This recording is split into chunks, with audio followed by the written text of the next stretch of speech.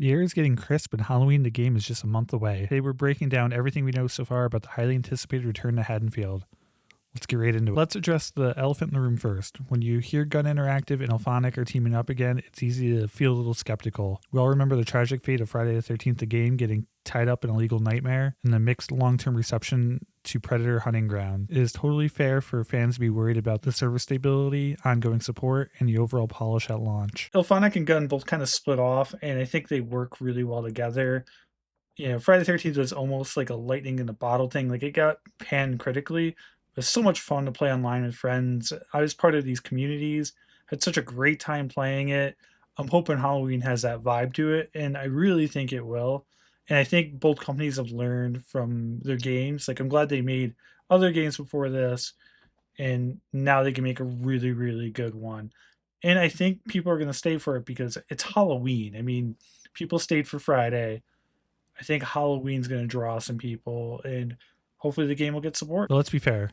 When these two studios hit, they hit. Friday the 13th captured the authentic 1980s slasher vibe perfectly, and they know how to respect a beloved horror franchise. With legendary director John Carpenter and long-term franchise producer Malik Akkad directly involved this time, the team is fully committed to making this game a true, respectful 1970s period piece. In some crazy recent news from just a few days ago, the game has officially been banned in Australia and New Zealand. You'd think it's because of Michael's brutal kills, right? Nope. The Australian Classification Board refused its rating because of a gameplay mechanic where survivors can consume marijuana to get a buff that highlights Michael's location on the map. Because Australia's guidelines strictly forbid incentivizing drug use for gameplay rewards, the game got the axe down under. But they're still going to release Grand Theft Auto. I think they get this worked out. I mean, how are you going to have Grand Theft Auto without that in the game? So it just doesn't make sense. So we got some different editions. We got the Digital Standard Edition, which is $40. Includes the base game. Pre-orders come with the exclusive digital Phantom Michael Myers skin. Digital Deluxe. I got this one on Steam. Includes the base game, 4-day early access starting September 4th. The exclusive animate Michael Myers skin, 2 exclusive civilian characters, Richard and Alexis. Pre-order Phantom skin and additional bonus surprises. Now the fun part, the physical edition. So I got the Digital Deluxe on Steam so I could play it early, but I also got the special edition too. Physical Standard Edition. Includes a physical disc for PS5 and Xbox Series X, an exclusive 11 by 17-inch poster, and instant advance unlock access to the Michael Myers clown skin and select civilian cosmetics. There's also the limited collector's edition, $150. It comes with the game, Michael Myers clown skin, Michael Myers Samhain skin, 4 civilian cosmetics, exclusive Halloween poster, shape jump variant action figure, exclusive lenticular art, and more surprises. It looks like it's going to be a steelbook and possibly a vinyl, which would be pretty awesome. As you can see, I got plenty back there, so I'll add it right on there. Unlike a lot of asymmetrical horror games, this one actually features a single-player campaign. You play directly from Michael's perspective, playing through the original events from the original 1978 film, designed to act as an introduction to his mechanics before you jump online. But experiencing that classic story firsthand is a huge win for solo players. Step into the shoes of pure evil and experience the chilling aftermath of Michael Myers' infamous escape from the Smith's Grove Sanitarium. Across 6 haunting chapters, you are the boogeyman orchestrating the terrifying bloodbath leading up to Halloween night 1978. As you slash your way through the classic and all new locations, the campaign is tied together by the chilling narration of Dr. Sam Loomis, documenting your every move.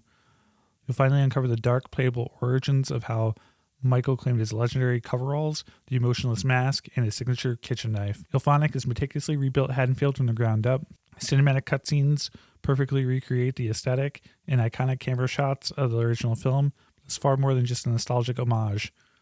The story takes creative new turns, injecting fresh surprises and terrifying twists that deepens the mythical, monstrous intrigue of the shape. Ultimately, it weaves the classic 1978 storyline with total player freedom, letting you write the end of Michael's bloody tale your way. Story mode doesn't hold your hand. It drops you into a sandbox of slaughter. You have absolute freedom in how you find, stalk, and eliminate your victims. To play the perfect Michael Myers, you can meticulously shadow your targets, waiting for the exact right moment to strike for the maximum psychological terror. But you can't always play with your food. When the Haddonfield police start closing in, you'll be forced to execute quick, brutal kills just to stay one step ahead of the law. There's plenty of reason to revisit the nightmare. Every single chapter is packed with secondary challenges and hidden collectibles.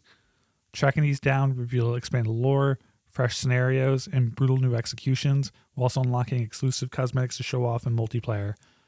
For those who want to truly master the mind of a killer, punishing difficulty options will test exactly what it takes to be a ruthless, unstoppable force of nature. So I'm kind of wondering if the single player is going to be kind of like Hitman, where it's just like a sandbox area and you can finish the mission however you want. I really think it's going to be heavily inspired by that. The majority of the game is a 1v4 asymmetrical multiplayer. It's a horror sandbox built from the ground up in Unreal Engine 5, throwing 4 players in a dynamic Haddonfield maps to survive against 1 player controlling the shape. Playing as the heroes of Haddonfield, your job isn't to just hide in a closet. You have to arm yourself with every household item, warn neighbors, guide NPC characters to safety, and call the police.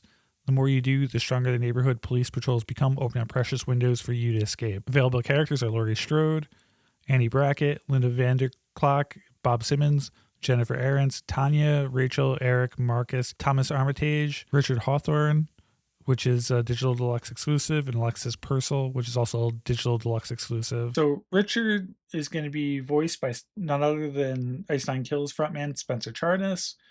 Alexis Purcell is going to be voiced by horror actress Christina Klebb. And as for the shape, Michael Myers isn't some frantic slasher. He's a creeping, methodical force of nature, and Haddonfield is his ultimate hunting ground.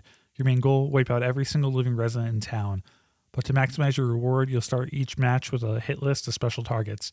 Take these unfortunate souls before the clock runs out, and you'll score massive bonuses while terrorizing anyone foolish enough to get in your way. To be the boogeyman, you have to think like him.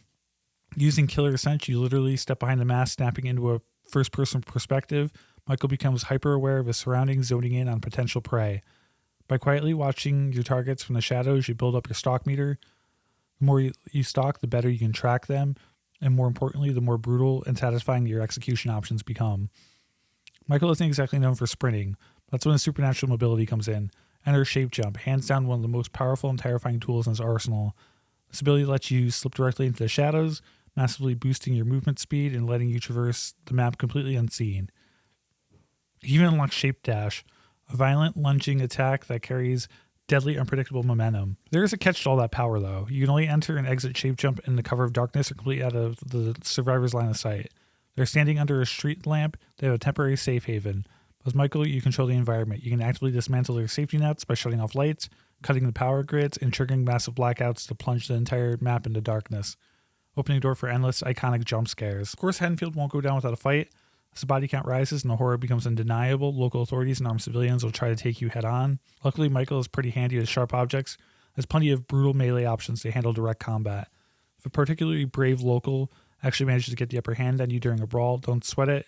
We've said it before and we'll say it again, you cannot kill the boogeyman. Yeah, I really think the shape jump is going to be huge. I really think you can keep Michael scary, jump ahead of people. I think there's going to be, a good amount of jump scares and surprises. Friday the 13th kind of touched on this with stalk, and you could do some really cool stalk kills, but I think this is an even better ability to do that. When you do catch a civilian, expect the outstanding cinematic executions you've come to expect from this dev team. They're promising brutal, relentless kills that leverage his raw strength and live up to the legacy of the boogeyman. While we've mostly seen the classic 78 coveralls so far, we'll see unlockable cosmetics spanning the entire franchise. Imagine unlocking the burnt mask from Halloween Kills, or his age look from the 2018 timeline. Same goes for survivors. Expect plenty of groovy 1970s threads to unlock. So far, we know there's the clown skin, the Samhain skin, the Phantom skin, and the inmate skin. But yeah, I think they have a bunch of things planned from the other movies. It looks like Halloween 2018 on the vinyl and the two unreleased parts of the physical. So my guess is it won't take place in 2018, but you'll get like the mask from 2018 and things like that. With the different gameplay systems at work, a robust progression system is expected. You'll earn XP across the matches to unlock new perks, loadout options, and those cosmetic items for both Michael and the civilians to tailor your specific playstyle. Playing as Michael Myers allows you to level up your specific iconic starting weapons, such as an axe or pitchfork. Unlock the higher milestones, diversifying match setups. Civilian perks unlock and equip functional traits and perks to improve survivability against Michael Myers. You can also earn and equip unique profile icons, backgrounds, and titles to display on your player card. As for the future, the DLC potential is massive.